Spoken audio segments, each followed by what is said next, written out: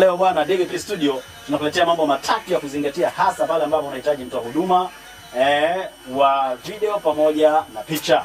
Jambo la kwanza, hakikisha unafahamu background portfolio, kazi zake za nyuma.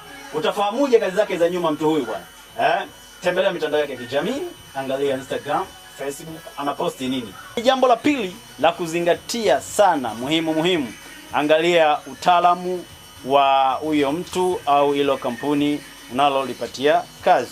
Jambo hili ni msingi sana kufahamu, kwa sababu hizi kazi zinahitaji utaalamu pia. Bajeti yako ni muhimu sana katika hili, kwa sababu kadri mtu au kampuni linavyokuwa linaendesha kazi zake kitaalamu zaidi, ndivyo ambavyo gharama zake ni kubwa zaidi. Kama una bajeti ndogo bwana, tazama, kuna wataalamu ambao bado wako level za chini wanajitafuta. Anaweza kupatia matokeo ambayo ni bora zaidi kulingana na bajeti yako ndogo. Kwa hiyo zingatia sana mambo haya.